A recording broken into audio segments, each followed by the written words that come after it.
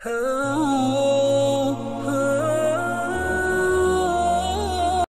Yazid कोई आसमान से नाजिल होकर आकर तो तख्त पे नहीं बैठ गया। यह बहुत बड़ा धोखा दिया जा रहा है टीवी के ऊपर भी कि पता नहीं यजीद कोई ऊपर से नाजिल होकर तो आके बैठ गया था किसी तख्त पे। और उसकी वजह क्या है? अगर उसको एक्सप्लोर करेंगे तो फिर और लोगों के नाम भी आएंगे और फिर अपना फिरके का नुकसान होगा। तो यजीद कोई तख्त पे अल्लाह ताला ने नहीं उसको ऊपर से पकड़ के बिठा दिया। एक पूरा सिस्टम था जो नबी सल्लल्लाहु अलैहि वसल्लम की वफात के तकरीबन 20 से 30 साल के दौरान एक ग्रेजुअली डेविएशन आना शुरू हुई, जिसका एंड रिजल्ट यह बना कि 60 हिजरी में यजीद तख्त पर आया। वो तो नुमाइंदा बन के आया उस बिगड़े हुए सिस्टम का। अब मुझे बताएं, दज्जाल डायरेक्ट आएगा? एक पूरा दज्जाली सिस्टम होगा जो दज्जाल को वेलकम कहेगा कि आइए जी आप ही हमारे लीडर हैं, वरना अकेला दज्जाल आगे क्या करेगा। इसी तरीके से यजीद जब हुक्मरान बना तो एक पूरा सिस्टम है पीछे, पूरी एक समझे कि 30 साल की 25 से 30 साल की एक डेविएशन है, जब जाके 60 हिजरी के अंदर उस बदमाश ने हुकूमत संभाल ली। तो मेरे नाकिस इल्म के मुताबिक वाकया करबला के असबाब के कॉन्टेक्स्ट में इस उम्मत तक जिस बंदे ने ट्रुथ रिवील्ड किया है, सच्चाई खोलकर उरियां करके नंगी करके बताई है, एक आम फहम बंदे तक, उम्मत पूरी पे एहसान है उस बंदे का। 1400 साल में इस तरह की मेहनत की यूनिक मिसाल किसी और की नहीं मिलती, और वो है मौलाना मौदूदी रहमतुल्लाह अलैह, अल मुतवफ़ा 1979 ईस्वी। अल्लाह ताला बहसीत इंसान उनसे जो गलतियां हुई वो माफ करें, लेकिन अल्हम्दुलिल्लाह इस हवाले से जो उनकी खिदमत है, वो एक मुनसिफ मिजाज बंदा जब उनकी उस खिदमत को पढ़ता है तो उनकी तारीफ किए बगैर नहीं रह सकता। और वो उनकी किताब है खिलाफत और मलूकियत। मैं इसको कहता हूं ये इल्मी एटम बम है, और ये मौला मौदूदी रहमतुल्लाह अलैह के हिस्से में आई खिदमत, जो डॉक्टर इकबाल ने सबसे पहले सदियों की गिरावट के बाद उम्मत को यह सबक दिया कि मुल्ला को जो है हिंद में सजदे की इजाजत, नादां ये समझता है कि दीन है आजाद, सेकुलरिज्म को दीन समझता है। नमाजें तो हमें अमेरिका वाले भी पढ़ने से नहीं रोकते हैं, तबलीग करने से भी नहीं रोकेंगे। आप बिस्तरे उठा के लोटे उठा के जाएं वहां नमाजें पढ़ें, लेकिन जैसे ही आप उनको कहेंगे ना कि यह बातिल का निजाम गलत है, हुसैन बनने की कोशिश करेंगे, आपका घाटा उतर जाएगा। सेकुलरिज्म इंडिया में भी इजाजत है। सेकुलरिज्म यही है कि मजहब और दीन आपका जाती मामला है, खूब नमाजें पढ़ें, मत्थे भी घिसा दें, आप सब कुछ करें, लेकिन बातिल को चैलेंज ना करें आके सामने के निजाम अल्लाह का होना चाहिए। अल्लाह की जमीन पर अल्लाह का निजाम हो, खिलाफत का निजाम कायम हो, इस पे बात ना करें। और डॉक्टर इकबाल ने अपनी जिंदगी में पॉइंट आउट कर दिया था, उस वक्त तो मौलाना मौदूदी की हार्डली उम्र 20-21 साल थी, उस वक्त उनकी जो तहरीरें उनके सामने, उन्होंने कहा यह बंदा उम्मत को लीड करेगा। आज जो मिस्र में काफी हद तक आप कह सकते हैं इस्लामिक रेवोल्यूशन आई है, उसके पीछे मौलाना मौदूदी है। वह इख्वानुल मुस्लिमीन वाली जो जमात है, उसकी फिक्र सारी की सारी वही जमात इस्लामी की जो 1941 में मौलाना मौदूदी रहमतुल्लाह अलैह ने कायम की। तो मौलाना मौदूदी रहमतुल्लाह अलैह की किताब खिलाफत और मलूकियत, ये तो आप इधर जितने लोग 100 के करीब बैठे हैं ना जी, ये किताब तो खरीदें, अपने पॉकेट मनी में से पहले ये किताब खरीदें, और ये सॉफ्ट कॉपी भी PDF पे मौजूद है। 350 सफ़ात पर मुश्तमिल ये किताब है, और इतने प्यारे उसलूब में और एहतराम के दायरे के अंदर अंदर रहकर लिखी गई है कि इसकी मिसाल देना मुमकिन नहीं। लाजवाब किताब है, और जिन मौलवियों ने नाकाम कोशिश की है इसको जवाब देने की, उन्होंने अपनी बदनामी में इजाफा करवाया है। उनका जाहिल होना और लोगों पर आया हो गया कि इतने जाहिल हैं, गलत प्रोपेगेंडा किया। वो किताब पढ़े, खिलाफत और मलूकियत। और वो किताब भाइयों उन्होंने खुद को घर बैठ के, उनको कोई माज़अल्लाह अस्तगफिरुल्लाह कशफ और वही नहीं हुआ, वो अहले सुन्नत की ही हमारे असलाफ की मेहनतों में से उन्होंने उसको एक जगह कंपाइल किया।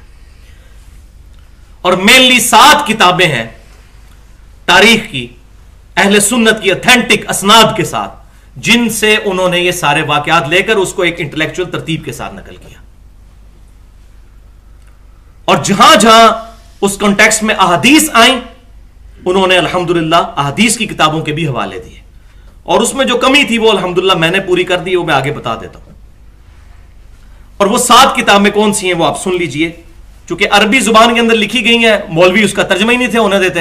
अभी भी बहुत कम किताबों का इनमें से तर्जुमा हुआ है, वरना मौलवियों के पोल खुल जाएंगे, ये रोटी वाला चक्कर खत्म हो जाएगा। तो पहली इस्लाम की तारीख जो अहले सुन्नत में इमाम इब्न जरीर अत-तबरी रहमतुल्लाह अलैह अल-मुतवफ़ा 310 हिजरी, हमारे इस्लाफ में से तारीख तबरी उन्होंने लिखी। ये अहले सुन्नत के इमाम तबरी हैं, एक अहले तशय्यो के भी इमाम तबरी हैं। ये अहले सुन्नत के इमाम तबरी इब्न जरीर, जिनसे इब्न कसीर ने सब कुछ नकल किया है। दूसरी किताब जो है अल इस्तियाब, इमाम इब्न अब्दुल बर रहमतुल्लाह अलैह अल-मुतवफ़ा 463 हिजरी, कमाल किताब लिखी है उन्होंने। अक्सर हवाले मौलाना मौदूदी ने इस किताब से दिए। तीसरी किताब तारीख दमिश्क है, इब्न असाकिर रहमतुल्लाह अलैह अल-मुतवफ़ा 571 हिजरी उनकी। चौथी किताब उसुदुल गाबा, 8000 सहाबा इकराम अलैहिम रिदवान के हालात जिंदगी इसमें जमा किए गए। शुक्र है ये तर्जुमा हो गया, 3 जिल्दें मोटी मोटी ज़ख़ीम जिल्दों में 8000 सहाबा इकराम अलैहिम रिदवान के हालात जिंदगी इस किताब में है। उसुदुल गाबा, इमाम इब्न असीर रहमतुल्लाह अलैह अल-मुतवफ़ा 630 हिजरी, ये उनकी किताब है। पांचवी किताब है तारीख इब्न कसीर अल-बदाया वन नहाया, बड़ी मशहूर किताब, हाफिज इब्न कसीर रहमतुल्लाह अलैह अल-मुतवफ़ा 774 हिजरी। और छठी किताब तारीख इब्न खल्दून, इमाम इब्न खल्दून रहमतुल्लाह अलैह अल-मुतवफ़ा 808 हिजरी उनकी। और सातवीं किताब अल असाबा है, हाफिज इब्न हजर अस्कलानी रहमतुल्लाह अलैह अल-मुतवफ़ा 852 हिजरी, जो अहले सुन्नत में बरेलवी, देवबंदी और सलफी यानी अहले हदीस के यहां मुत्तफिका तौर पर बुजुर्ग माने जाते हैं। ये तमाम लोग, इन तमाम किताबों के अल्हम्दुलिल्लाह उन्होंने पूरे पूरे रेफरेंसेस दिए हैं। लेकिन जुल्म की इंतहा यह है कि जो लोग रद्द करते हैं वो खिलाफत और मलूकियत का रद्द करते हुए ये भूल जाते हैं कि ये रद्द किनका हो रहा है। उनको रहमतुल्लाह अलैह कहते हैं और मौला मौदूदी बेचारे को कहते हैं लानतुल्लाह अलैह, माअज़ल्लाह, अस्तगफिरुल्लाह। तो ये 2 नंबर पॉलिसी है। तो पंजाबी में ही इसकी सही ट्रांसलेशन हो सकती है कि चोर ना मारो, चोर दी मां मारो। पहले चोर को बाद में मारा जाए, पहले उसकी मां को मारे जिसने चोर को जन्म दिया। तो पहले इन सारे बुजुर्गों को लानती और ये सब कुछ डिक्लेयर करेंगे अगर इतने जुर्रतमंद है, माअज़ल्लाह, अस्तगफिरुल्लाह, और फिर आए सामने। और फिर इस कॉन्टेक्स्ट में उन्होंने अल्हम्दुलिल्लाह अहदीस भी बयान की है। और इस किताब का जो मुकदमा है तकरीबन 1.5 सफ़े का है। उसमें आपको इंटेंशन पता चलेगी कि यह किताब क्यों लिखी जा रही है। जो उन्होंने प्रीफेस उसका दिबाचा लिखा है, और उन्होंने कहा कि मैं आज के एक नौजवान मुसलमान तक यह बात पहुंचाना चाहता हूं कि वो कौन से असबाब थे कि जिनकी वजह से नबी सल्लल्लाहु अलैहि वसल्लम की बनी बनाई मेहनत सिर्फ 30 साल के बाद उस गलत डगर पर चल पड़ी कि आज तक उससे छुटकारा मुमकिन नहीं, जबकि हजारों सहाबा उस वक्त जिंदा थे। लेकिन यह नबी सल्लल्लाहु अलैहि वसल्लम की मेहनत जो है ये 30 साल के बाद ही एक गलत ट्रैक के ऊपर चढ़ गई। वो क्या असबाब थे? अब ये कौन खोले? उन्होंने खोले, अल्हम्दुलिल्लाह। और वाकई ये किसी पढ़े लिखे मुसलमान का पहला सवाल ही यही हो सकता है। और उन्होंने ये किताब 1386 हिजरी में 1966-67 सदर अयूब की जब मलूकियत थी उस दौर में उन्होंने लिखी। जब लोगों ने कहा कि जी ये देखें जी, उसको भी ये मौलवी सारे अमीरुल मोमिनीन डिक्लेयर कर रहे थे, तो उन्होंने कहा देखें जी यजीद को भी तो माना हुआ है और उनसे पहले भी और बाद में भी इतने इतने बड़े बादशाहों को कबूल किया उम्मत ने, तो सदर अयूब में कौन सी बुराई मौजूद है। तो फिर मौला मौदूदी ने किताब लिखी कि हुसैन किधर गया, हुसैन भी तो है ना। फिर उन्होंने मजबूरन ये किताब लिख के उम्मत को हक नंगा करके बता दिया, और फिर उन्होंने लिहाज किसी का नहीं किया। जो जो बात आती थी एहतराम के दायरे के अंदर वो लिखते चले गए, अल्हम्दुलिल्लाह।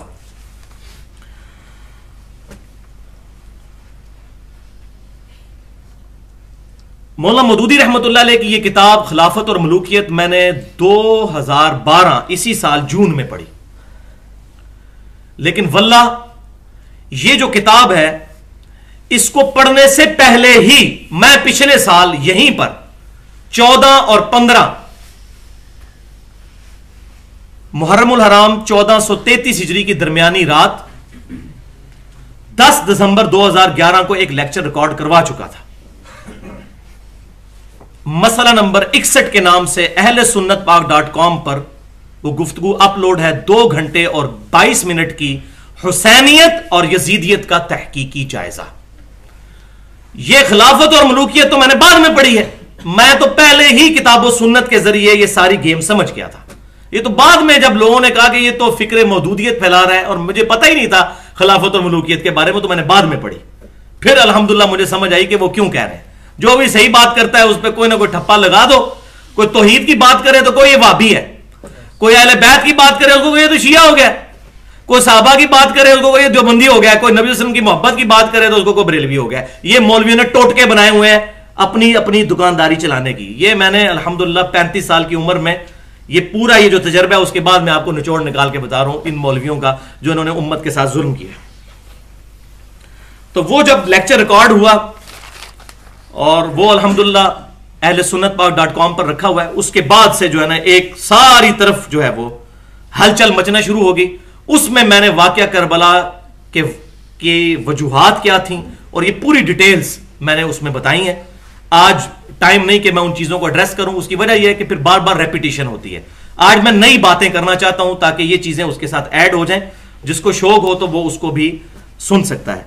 बल्कि इंशाअल्लाह ताला जो किताब सुन्नत के मनहज के लोग हैं, जो सहीहुल इस्नाद हदीस को हुज्जत मानते हैं, उनके लिए वो बड़ी अच्छी मेहनत है अल्हम्दुलिल्लाह।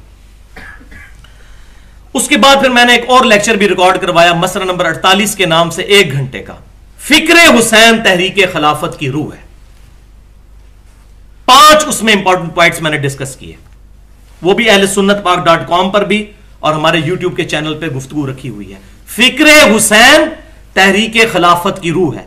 जो खिलाफत की बात करता है उसको फिक्रे हुसैन क्लियर होनी चाहिए। 3 लिटमस टेस्ट मैंने उसमें बताए हैं, उनमें से तीसरा ये है। पहला यह है कि किताबुल्लाह की तरफ उसकी दावत हो, फिरका वारियत से पाक। दूसरा पॉइंट, किताल के ऊपर वो जोर देता हो, किताल से ना भागे। और तीसरा, फिक्रे हुसैन उसको क्लियर हो, वरना तो आज के हुक्मरान यजीद से बहुत बेहतर है। ये अहले बैत के कातिल तो नहीं है। अगर आज के बदमाश मुलूकों को हमने गलत कहना है तो हमें पहले यजीद को भी गलत कहना पड़ेगा। आप कहें वो ठीक है और ये गलत है, तो फिर फिक्रे हुसैन क्लियर ना हुई तो फिर तो खिलाफत की बात करना ही गलत है। और अल्हम्दुलिल्लाह मुझे इस दफा बड़ी खुशी हुई, मैं आपके साथ भी शेयर करता हूं। इस्लामाबाद पूरे में मैंने ये देखा है जमात इस्लामी की तरफ से, मैं कोई रुकन नहीं जमात इस्लामी का। फिक्रे हुसैन वाले लेक्चर में मैंने तंजीम इस्लामी की बात की और डॉक्टर इसरार साहब रहमतुल्लाह अलैह की बात की।